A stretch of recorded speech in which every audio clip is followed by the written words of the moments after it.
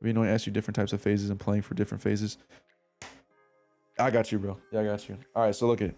So this is a concept I got from Maestro. He's the dude over at Refrag. He tried out coaching for our team not too long ago, probably a couple months ago. Shout out to Refrag. But he coached for a game and he told us that like I wasn't calling soft end games like, oh, plan to do this, yada yada, at freeze time, just so everyone has like an end goal in mind. And he was also talking about like not calling what phases in mind. So basically what a phase of a round is, I think a round's like a minute 55 seconds. So you have your first 45 seconds, second 45 seconds, and last 30 seconds.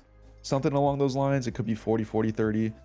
I don't know the exact numbers, but generally you're breaking up the round into 3 parts, right? You have your first phase, second phase, third phase. First phase of the round is just, like I said, first 45 seconds. That's your like opener versus opener. That's like when your T side throws their slash smokes and the CT side does a lobby crunch or some shit, opener versus opener. The second phase of the round, that's your mid round where it's like both their openers clash. The T side does their thing, CT side does their thing, and now you're trying to, figure your way through the madness. And that's like the mid rounding. And then the phase 3, that's like the finishing. That's the last 30 seconds around where the T side has to finish on a site, right? And you can plan for these T side or CT side. I can go to a map like Inferno and it'd be easier to explain. What you can do with these phases is just, switch when you end rounds. Like when you plan on finishing on a site, on the phases, that's basically what a pace change is. If you're constantly rushing a site, you're trying to finish the round in phase 1. You're trying to get to a post plant scenario in phase 1 on your T side. Right? You're rushing the site. You're trying to get there really soon. So that's like a phase 1 strat.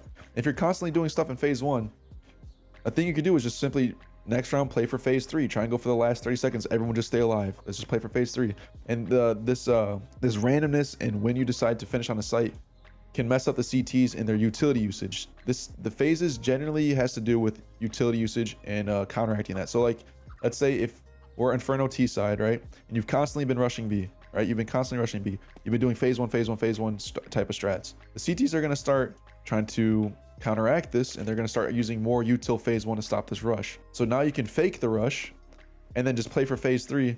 They might be out of util in the last 30 seconds, and then you can just group up as a T and just execute B, and there won't be any counter util to stop you.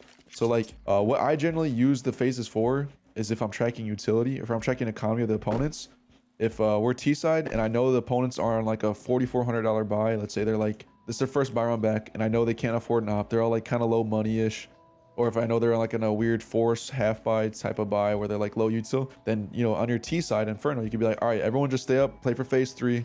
We'll, fake fast car control or something where you like, you fake this and then, the CTs respond with their util. And then you just stay up and you play for phase 3. You play for the last 30 seconds. And the reason why this works so well is that you're kind of just waiting for the CTs to use their util. And during this wait, you can, try and bait out the util. This is also part of waiting for phase 3, is trying to bait out the remaining CT util so you can do what I call prodding, where you like bait out a smoke, you smoke CT, flash over, fake like you're trying to take the site. And now the CTs have to respond, right? So like, oh fuck, all right, gotta respond. They smoke back and you basically prod out the rest of their util.